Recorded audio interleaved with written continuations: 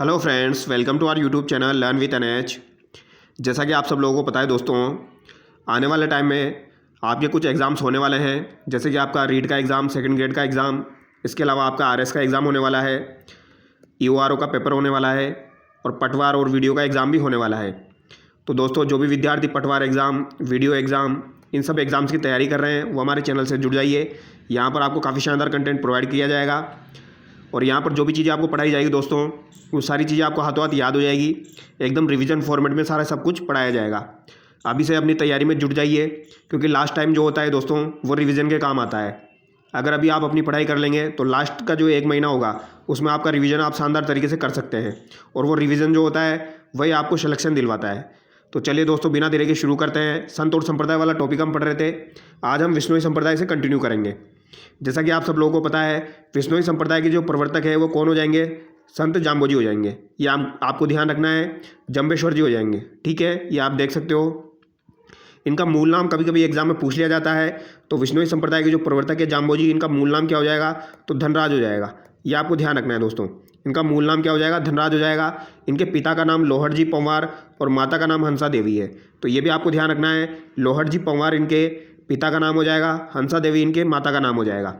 और ये एग्जाम में पूछ लिया जाता है, ये आपको ध्यान रखना है। ठीक है, हंसा देवी जो थी वो इन्हें कृष्ण का अवतार मानती थी। ठीक है, अपने पुत्र जाम्बोजी जो थे उनको हंसा देवी कृष्ण का अवतार मानती थी। ये भी एग्जाम में पूछ लिया जाता है। आगे देखिए, जन्म इनका कहाँ पर हुआ था? तो पीपासर नागौर में हुआ था। इंपॉर्टेंट है, ध्यान रखना है। पीपासर नागौर में इनका जन्म हुआ था। 1451 ईस्वी को भाद्रपद कृष्ण अष्टमी को इनका जन्म हुआ था, इसलिए इन्हें कृष्ण का अवतार भी माना जाता है। तो भाद्रपद कृष्ण पक्ष की अष्टमी को इनका जन्म हुआ था, यानी कि जन्माष्टमी को इनका जन्म हुआ था। इनके गुरु का नाम क्या हो जाएगा? तो गोरखनाथ हो जाएगा। तो ये भी आपको ध्यान रखना है, गोरखनाथ जी जो है दोस्तों वो इनके गुरु हो जाएंगे, क्योंकि कभी कभी एग्जाम में गुरु का नाम भी पूछा जाता है। तो ये भी आपको ध्यान रखना है। जाम्बोजी को भगवान विष्णु का अवतार कहते हैं। तो भगवान विष्णु या भगवान कृष्ण का अवतार इन्हें कहा जाता है, ये आपको ध्यान रखना है। आगे देखिए, मुकाम तलवा जो है दोस्तों वो इनसे संबंधित है। मुकाम तलवा जो है ये आपके जाम्बोजी जो संप्रदाय है, विष्णुई संप्रदाय जो है वो नोखा बीकानेर, मुकाम तलवा जो है ये इनकी प्रधान पीठ है, ये आपको ध्यान रखना है। तो मुकाम तलवा नोखा बीकानेर विष्णुई संप्रदाय की प्रमुख पीठ हो जाएगी। जाम्बोजी की मृत्यु और समाधि स्थल जो है वो कौन सा हो जाएगा? आपका तलवा हो जाएगा। ये आपको ध्यान रखना है दोस्तों। मुकाम तलवा नोखा बीकानेर में है, जहाँ पर जाम्बोजी की मृत्यु हुई थी और समाधि स्थल बना हुआ है। और ये सवाल आपका आरपीएससी के द्वारा एग्जाम में पूछा जा चुका है, ये आपको ध्यान रखना है। मेला इनका फाल्गुन अमावस्या और आश्विन अमावस्या को भरता है। तो फाल्गुन अमावस्या और आश्विन अमावस्या भी आपको ध्यान रखना है, कभी कभी एग्जाम में पूछ लिए जाते हैं। तो यहाँ पर सबसे इंपॉर्टेंट बात आपको ये ध्यान रखनी है, मुकाम तलवा जो है वह इनकी प्रमुख पीठ है और जहाँ पर इन्होंने समाधि ली थी। इसके अलावा आपको ध्यान रखना है दोस्तों, सम्रातल धोरा, सम्रातल धोरा का जो संबंध है ये भी जाम्बोजी से संबंधित है। ये कहाँ पर हो जाएगा? आपका बीकानेर में हो जाएगा। यहाँ जाम्बोजी ने 1485 ईस्वी में विष्णुई संप्रदाय का प्रतिपादन किया। वो अपने अनुयायियों को 20+9 यानी कि 29 उपदेश दिए जो विष्णुई कहलाए। ये आपको ध्यान रखना है। इनके 29 नियम होते हैं दोस्तों विष्णुई संप्रदाय में, ये आपको ध्यान रखना है। यानी कि इन्होंने 20+9 उपदेश दिए थे, इसीलिए ये विष्णुई कहलाए। ये बात आपको ध्यान रखनी है। कब दिए थे उपदेश? तो 1485 में दिए थे। कहाँ पे दिए थे? तो ये भी आपको ध्यान रखना है, सम्रातल धोरा नामक स्थान पर दिए थे। तो ये आपसे एग्जाम में पूछा जा सकता है। ठीक है, मुकाम तलवा जो है वहाँ पर तो इन्होंने समाधि ली थी, और सम्रातल धोरा नामक स्थान जो है बीकानेर में, वहाँ पर इन्होंने उपदेश दिए थे। आगे देखिए, जाम्बा गांव, जाम्बा गांव आपका फलोदी में है। जाम्बोजी के कहने पर जैसलमेर शासक जेत सिंह ने यहाँ तालाब बनाया जो विष्णुइयों के लिए पुष्कर के समान है। तो ये बात भी आपको ध्यान रखनी है। जैसलमेर का शासक था जिसका नाम क्या था? जेत सिंह, जेत सिंह नाम था दोस्तों। उसने यहाँ पर तालाब बनवाया था। कहाँ पर? जाम्बा गांव फलोदी में। तो ये बात आपको ध्यान रखनी है, इसीलिए इसे विष्णुइयों के पुष्कर के समान माना जाता है। इनके कुछ और भी तीर्थ है, जैसे कि रामडावास, पीपाड़ जोधपुर, जांगुल बीकानेर। जाम्बोजी का प्रवचन स्थल जो होता है दोस्तों वो क्या कहलाता है? आपका वो सांतरी कहलाता है या संतारी कहलाता है, ये आपको ध्यान रखना है। ठीक है, ये एग्जाम में पूछा जाता है। जाम्बोजी का जो प्रवचन स्थल होता है दोस्तों उसे संतारी के नाम से जाना जाता है, ये आपको ध्यान रखना है। जाम्बोजी को विश्व में पर्यावरण आंदोलन के प्रथम प्रणेता कहा जाता है। इन्होंने हरे वृक्षों की कटाई न करने और पशु हत्या नहीं करने को कहा। तो दोस्तों ये बात भी आपको ध्यान रखनी है, जाम्बोजी को विश्व में पर्यावरण आंदोलन के प्रथम प्रणेता कहा जाता है। तो ये आपसे पूछा जा सकता है। ठीक है, इन्होंने कहा था सिर साटे रूख रहे तो भी सस्ता जान, यानी पेड़ के बदले अगर आपका सिर कट रहा है तो भी उसको सस्ता मानना चाहिए आपको। इसका कहने का मतलब ये है, सिर साटे रूख रहे तो भी सस्ता जान। आगे देखिए, इनका मंत्र हो जाएगा विष्णु विष्णु तू भण रे प्राणी, यह आपको ध्यान रखना है। विष्णु विष्णु तू भण रे प्राणी। जाम्बोजी ने नीले कपड़ों का त्याग बताया, तो इन्होंने कहा था दोस्तों नीले कपड़ों का जो है वो त्याग करना चाहिए, यह आपको ध्यान रखना है। बीकानेर में अकाल पड़ने पर दिल्ली सुल्तान सिकंदर लोदी ने इनके कहने पर हरा चारा भेजा था, तो ये भी आपको ध्यान रखना है। सिकंदर लोदी जो था दोस्तों उसने हरा चारा भेजा था इनके कहने पर, यह आपको ध्यान रखना है। बीकानेर में जब अकाल पड़ा था तो दिल्ली सुल्तान सिकंदर लोदी ने इनके कहने पर हरा चारा भेजा था, तो ये सवाल एग्जाम में पूछा जा सकता है, ये आपको ध्यान रखना है। सिकंदर लोदी का संबंध जो है वो आपके जाम्बोजी संप्रदाय से भी है, इसके अलावा जसनाती संप्रदाय से भी है तो दोनों से सिकंदर लोदी का संबंध है। अभी जसनाती संप्रदाय भी हम देखेंगे। इनके प्रमुख ग्रंथ आपको ध्यान रखने हैं, जंब संहिता हो जाएगा, जंब सागर हो जाएगा। जंब सागर के अंतर्गत दोस्तों 29 नियम और 120 शब्द वाणियाँ हैं। विष्णु धर्म प्रकाश जो है वो इनका प्रमुख ग्रंथ है, और इनकी वाणियाँ आपको ध्यान रखनी है, जंबवाणी, गुरुवाणी, शब्दवाणी। तो ये शब्दवाणी एग्जाम में पूछ लिया जाता है, ये आपको ध्यान रखना है, ठीक है। शब्दवाणी का संबंध किससे हो जाएगा, ये आपका जाम्बोजी से हो जाएगा। आगे देखिए दोस्तों, जसनाती संप्रदाय। जसनाती संप्रदाय जो है दोस्तों इसके प्रवर्तक कौन हो जाएंगे, संत जसनाथ जी हो जाएंगे, ये आपको ध्यान रखना है। और इनके बचपन का नाम जसवंत हो जाएगा, जबकि जाम्बोजी के बचपन का नाम क्या था, धनराज था, वो आपको ध्यान रखना है। इनके पिता का नाम क्या हो जाएगा, हमीर जी ज्याणी, हमीर जी जाट हो जाएगा, और माता इनकी रूपादे हो जाएगी, तो ये आपको ध्यान रखना है। हमीर जी ज्याणी जाट और माता इनकी रूपादे हो जाएगी। अब इनके बारे में कुछ इंपॉर्टेंट बातें हैं वो हम देख लेते हैं दोस्तों, जो कि आपके एग्जाम में पूछी जाती है। इनके गुरु का नाम क्या हो जाएगा, गोरखनाथ हो जाएगा, तो इनके गुरु का नाम भी क्या हो जाएगा दोस्तों, गोरखनाथ हो जाएगा। इनकी मंगेतर का नाम क्या था दोस्तों, काललदे बेनीवाल, तो इनकी मंगेतर का नाम अगर एग्जाम में पूछा जाए तो वो आपको ध्यान रखना है, काललदे बेनीवाल हो जाएगा। 1482 ईस्वी में कत्रियासर बीकानेर में इनका जन्म हुआ था। तो इनका जन्म कहाँ पर हुआ, तो इनका जन्म जो है वो कत्रियासर बीकानेर में हुआ था, और कब हुआ था, 1482 ईस्वी में हुआ था। तो ये सन भी आपको ध्यान रखना है, ये भी एग्जाम में पूछ लिया जाता है। और इनकी समाधि या मुख्य केंद्र कहाँ पर हो जाएगा, कत्रियासर बीकानेर में हो जाएगा, जहाँ पर इनका जन्म हुआ। जसनाती संप्रदाय में 36 नियमों का पालन करते हैं। तो जसनाती संप्रदाय जो होते हैं दोस्तों इसमें 36 नियमों की पालना की जाती है, ये आपको ध्यान रखना है। और विष्णु संप्रदाय में आपके 29 नियमों की पालना की जाती है। एक हमने पढ़ा था चरणदासी संप्रदाय, उसमें दोस्तों 42 नियमों की पालना की जाती है। आगे देखिए, जसनाथ जी ने गोरख मालिया स्थान पर 12 वर्ष तक तपस्या की। वेरी वेरी इंपॉर्टेंट है दोस्तों, ये सवाल एग्जाम में पूछा जाता है। जसनाथ जी के द्वारा गोरख मालिया नामक स्थान पर कितने वर्ष तक तपस्या की गई थी, तो 12 वर्ष तक इन्होंने तपस्या की थी दोस्तों। क्या की थी, तपस्या की थी, ये आपको ध्यान रखना है। कितने वर्ष तक, 12 वर्ष तक। 1506 ईस्वी में कत्रियासर में जसनाथ जी ने समाधि ली, और इन्होंने समाधि कब ली थी, तो 1506 ईस्वी में इन्होंने समाधि ली थी, ये बात भी आपको ध्यान रखनी है, ठीक है, इंपॉर्टेंट है दोस्तों। जन्म इनका कब हुआ था, 1482 में इनका जन्म हुआ था, 1506 में इन्होंने समाधि ली थी, ये बात आपको ध्यान रखनी है। तो कितने वर्ष की उम्र में इन्होंने समाधि ली थी, ये भी पूछा जा सकता है। तो 18 + 6 कर देना दोस्तों, इससे निकल के आ जाएगा 24 वर्ष की उम्र में इन्होंने समाधि ली थी, और 12 वर्ष तक इन्होंने तपस्या की थी गोरख मालिया नामक स्थान पर, ठीक है। आगे देखिए, बीकानेर के राव लूणकरण, इंपॉर्टेंट बात है दोस्तों। बीकानेर के राव लूणकरण इन्हीं के आशीर्वाद से राजा बने। वो राव लूणकरण ने राज्य के राज चिन्ह में जाल वृक्ष लगाया। तो राव लूणकरण जो है वो किसके आशीर्वाद से राजा बने थे, तो ये आपके संत जसनाथ जी जो है दोस्तों इनके आशीर्वाद से राजा बने थे, ये बात आपको ध्यान रखनी है। यानी कि राव लूणकरण जो कि बीकानेर के राजा बने थे, वो किसके आशीर्वाद से राजा बने थे, जसनाथ जी के आशीर्वाद से राजा बने थे। सिकंदर लोदी ने इनको कत्रियासर की भूमि प्रदान की। अब इंपॉर्टेंट बात है दोस्तों, सिकंदर लोदी जो था दोस्तों उसको कत्रियासर की भूमि, सिकंदर लोदी ने कत्रियासर की भूमि जो है वो किसे प्रदान की थी, तो वो जसनाथ जी को प्रदान की थी, ये आपको ध्यान रखना है, ठीक है, इंपॉर्टेंट है, ये बात एग्जाम में पूछी जाएगी। और सिकंदर लोदी ने चारा किसको भेजा था दोस्तों, जब अकाल पड़ा था बीकानेर में, तो वो आपके जाम्बोजी को भेजा था। ये बात आपको ध्यान रखनी है, दोनों बातें अलग अलग है, ठीक है। अब 5 प्रमुख उपपीठ है इनकी, वो हम देख लेते हैं। लिखमा देसर बीकानेर जो है इसका संबंध किससे हो जाएगा, आपका जसनाती संप्रदाय से हो जाएगा, और इसके प्रवर्तक आपके कौन हो जाएंगे, हांसोजी द्वारा इसकी स्थापना की गई। पुंडरासर बीकानेर हो जाएगा, पालोजी द्वारा इसकी स्थापना हुई। बमूल बीकानेर हो जाएगा, हारोजी द्वारा इसकी स्थापना हुई। मालासर बीकानेर हो जाएगा, टोडरजी द्वारा इसकी स्थापना हुई। और पांचला नागौर हो जाएगा, बायोजी द्वारा इसकी स्थापना हुई। हालांकि ये नाम एग्जाम में नहीं पूछे जाते हैं, लेकिन आपको इतना ध्यान रखना है, लिखमा देसर, पुंडरासर और मालासर इनका संबंध किससे है, तो इनका संबंध जो है वो जसनाती संप्रदाय से है, ये एग्जाम में पूछा जा चुका है। आगे देखिए, इनके प्रमुख संत है वो भी एग्जाम में पूछे जाते हैं, जैसे कि लालनाथ जी और चोगनाथ जी, सवाई दास जी और जियो जी, ये किससे संबंधित है, तो ये आपके जसनाती संप्रदाय से संबंधित है।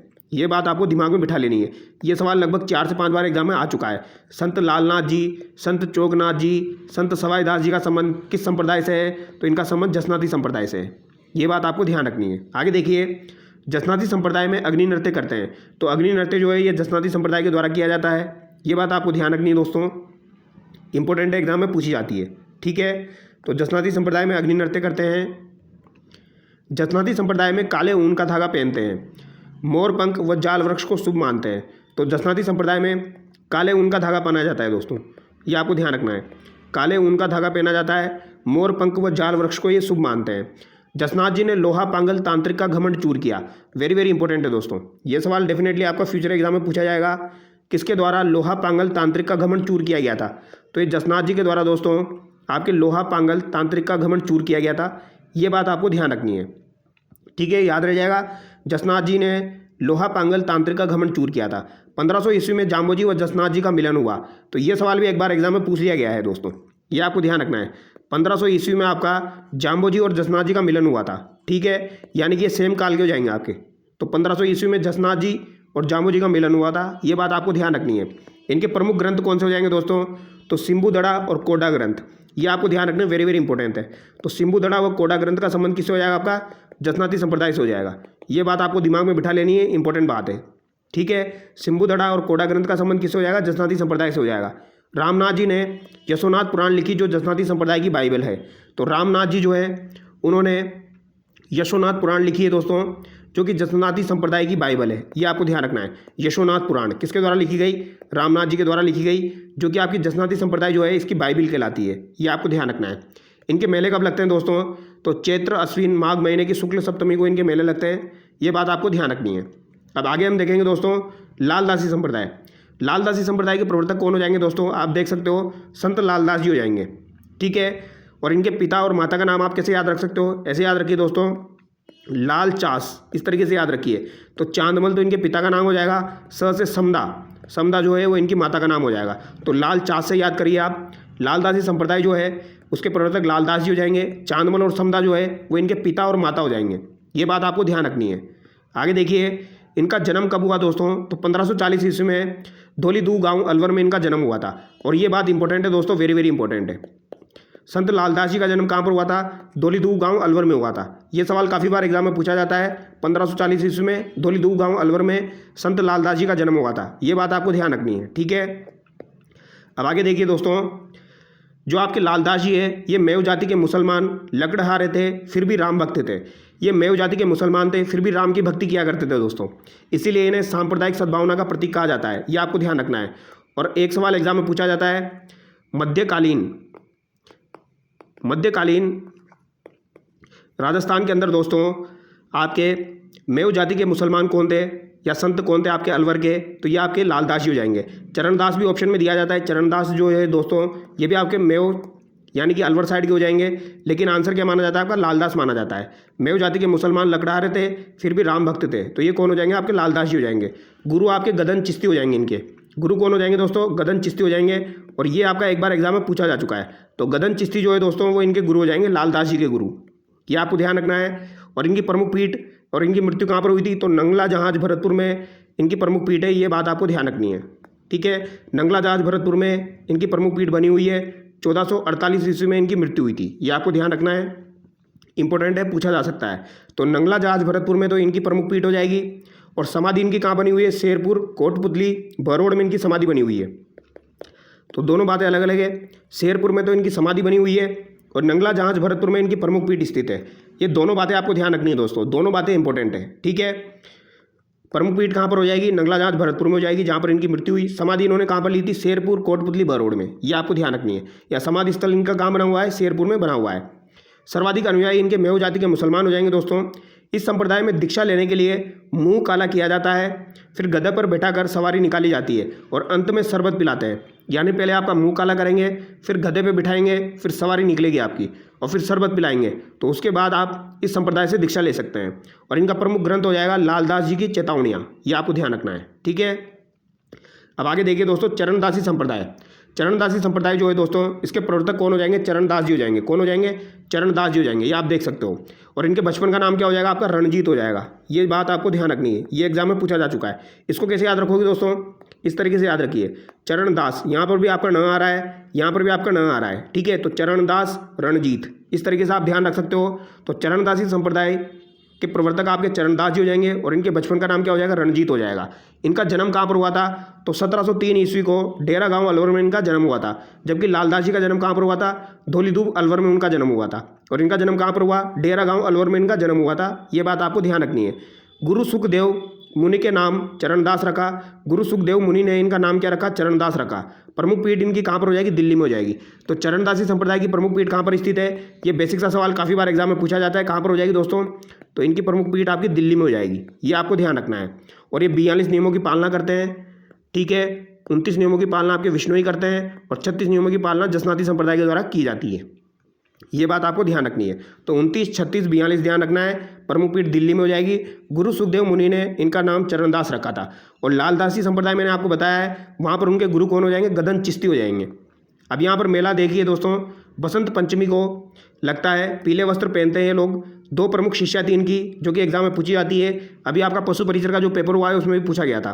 तो दयाबाई और सजोबाई जो है दोस्तों, ये किन की शिष्या हो जाएगी, तो दयाबाई और सजोबाई ये आपकी किन की शिष्या हो जाएगी दोस्तों, ये आपकी चरणदासी संप्रदाय यानी चरणदास जी की शिष्या हो जाएगी। ये आपको ध्यान रखना है, ठीक है। दयाबाई के द्वारा दयाबोध और विनय मालिका लिखी गई है दोस्तों। और सजोबाई के द्वारा सहज प्रकाश और 16 तिथि लिखी गई है। ये आपको ध्यान रखना है, ठीक है। नाम से पता लग रहा है, दयाबोध, सहज प्रकाश, 16 तिथि आपको ध्यान रखना पड़ेगा यहाँ पर सजोबाई, और विनय मालिका ध्यान रखना पड़ेगा दयाबाई, ठीक है। चरणदास जी ने 1639 में नादिर शाह के आक्रमण की भविष्यवाणी की थी। तो ये बात आपको ध्यान रखनी दोस्तों, ये सवाल एग्जाम में पूछा जाता है। नादिर शाह के आक्रमण की भविष्यवाणी किसके द्वारा की गई थी, तो ये संत चरणदास जी के द्वारा की गई थी। ये बात आपको ध्यान रखनी है, ठीक है। कब की थी, तो 1639 ईस्वी में की थी। ये बात आपको ध्यान रखनी है। आगे देखिए, इनके प्रमुख ग्रंथ कौन कौन से हो जाएंगे, ब्रह्म ज्ञान सागर, ब्रह्मचरित्र, भक्ति सागर, धर्म जहाज, भक्ति पदार्थ, नासकेत लीला, ज्ञान सर्वोदय, अष्टांग योग। अब दोस्तों ये सभी के सभी आपको याद रखने पड़ेंगे। यहाँ पर जो ये तीनों हैं, धर्म जहाज, भक्ति पदार्थ और नासकेत लीला, ये तो काफ़ी बार एग्जाम में आते रहते हैं, ठीक है।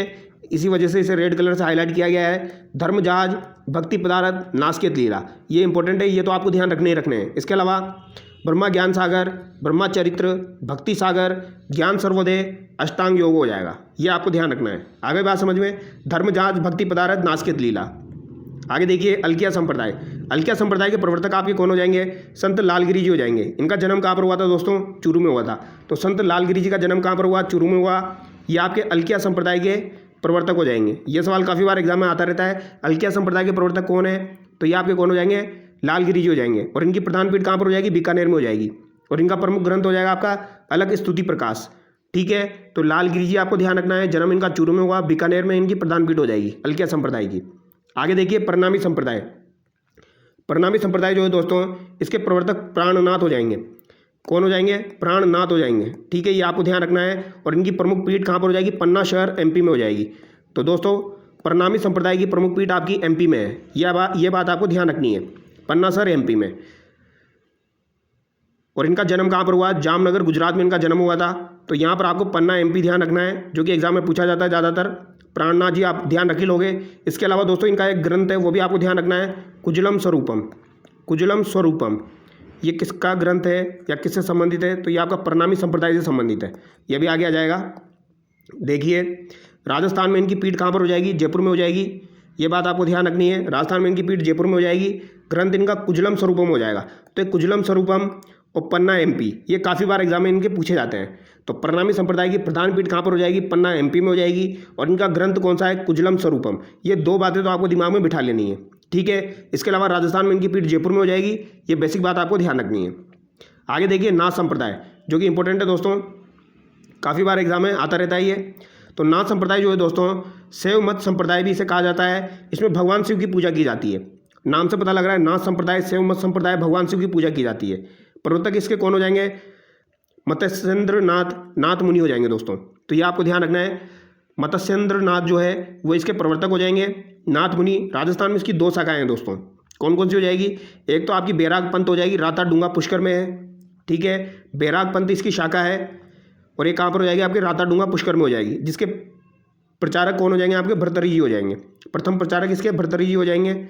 और एक है आपकी माननाती पंथ, वेरी वेरी इंपॉर्टेंट है, ये एग्जाम में पूछी जाती है आपकी। माननाती पंथ जो है दोस्तों, यह आपका नाथ संप्रदाय से संबंधित है। किससे संबंधित है? नाथ संप्रदाय से संबंधित है। और इसकी प्रधान पीठ कहाँ पर हो जाएगी? आपकी महामंदिर जोधपुर में हो जाएगी। तो ये सवाल काफ़ी बार एग्जाम में पूछा जाता है, नाथ संप्रदाय की प्रमुख पीठ आपकी कहाँ पर है? तो महामंदिर जोधपुर में है। ये बात आपको ध्यान रखनी है। राजस्थान में नाथ संप्रदाय का प्रमुख केंद्र हो जाएगा आपका महामंदिर जोधपुर। मंदिर जोधपुर महाराजा मानसिंह ने बनाया। तो महाराजा मानसिंह के द्वारा ये मंदिर बनाया गया था। और मानसिंह इतने प्रभावित हो गए थे दोस्तों, इन्होंने अपना नाम क्या कर लिया था? माननाथ कर लिया था। क्या कर लिया था? माननाथ कर लिया था। ये भी आपको ध्यान रखना है, ठीक है। मानसिंह ने अपना नाम क्या कर लिया था? माननाथ कर लिया था। तो प्रधान पीठ नाथ संप्रदाय की कहाँ पर हो जाएगी? महामंदिर जोधपुर में हो जाएगी। और एक बैराग पंथ है, इसकी पीठ कहाँ पर हो जाएगी? राताडूंगा पुष्कर में हो जाएगी। भरतरी इसके प्रचारक हो जाएंगे। अब दो मंदिर और आपको ध्यान रखने हैं दोस्तों, उदय मंदिर जोधपुर और एक सिरे मंदिर जालोर, जिसमें सिरे मंदिर जालोर आपका काफ़ी बार एग्जाम में आ चुका है। सिरे मंदिर जालोर का संबंध कौन से संप्रदाय से है? तो सिरे मंदिर जालोर का संबंध आपका नाथ संप्रदाय से हो जाएगा। ये बात आपको ध्यान रखनी है। और उदय मंदिर जोधपुर का संबंध भी किससे हो जाएगा? आपका नाथ संप्रदाय का हो जाएगा। बाकी महामंदिर जोधपुर तो आपको ध्यान रखना ही है, यानी ये दो बातें तो आपको इंपॉर्टेंट है, ध्यान रखनी है। आगे देखिए, लकुलिश पाशुपत संप्रदाय। लकुलिश भगवान शिव के 24वें अवतार थे। तो लकुलिश पाशुपत संप्रदाय, लकुलिश भगवान शिव के कौन सा अवतार हो जाएंगे? 24वें अवतार हो जाएंगे। ये बात आपको ध्यान रखनी है। और इनका प्रसिद्ध मंदिर एकलिंग मंदिर कैलाशपुरी उदयपुर में हो जाएगा। बाडोली मंदिर चित्तौड़गढ़ में, ये भी आपका लकुलिश पाशुपत संप्रदाय से संबंधित है। चंद्रभागा मंदिर झालारा पाटन जो है, तो ये भी आपका पाशुपत संप्रदाय से संबंधित है। और मेवाड़ महाराणा एकलिंग जी शैव मत को मानते थे, तो एकलिंग जी का संबंध भी शैव मत से हो जाएगा। ये आपको ध्यान रखना है, ठीक है। तो पाशुपत संप्रदाय या लकुलिश संप्रदाय का जो प्रमुख मंदिर है वो आपको ध्यान रखना है, एकलिंग जी मंदिर कैलाशपुरी उदयपुर। ये आपको ध्यान रखना है, ठीक है। आगे देखिए, कानपा पंथ। कानपा पंथ के प्रवर्तक आपके कौन हो जाएंगे? कानपा नाथ जी हो जाएंगे। जालंधर नाथ के शिष्य हो जाएंगे ये आपके। जालंधर नाथ के शिष्य हो जाएंगे कानपा नाथ। भगवान शिव की ये पूजा करते हैं। इतनी सी बात आपको ध्यान रखनी है। एक आता है आपका कापालिक संप्रदाय। तो कापालिक संप्रदाय जो है, ये भैरव को शिव का अवतार मानकर पूजते हैं। तो भैरव जो है उनको शिव का अवतार मानकर पूजा जाता है कापालिक संप्रदाय में। चिता भस्म लगाने वाले होते हैं। तो चिता भस्म लगाने वाले जो होते हैं वो आपके कापालिक संप्रदाय के अंतर्गत आते हैं और भैरव को शिव का अवतार मानकर पूजते हैं। राजस्थान के प्राचीन अभिलेखों में शैव धर्म सर्वप्रमुख रहा था। शिव की सर्वोच्च देवता के रूप में पूजा की जाती है।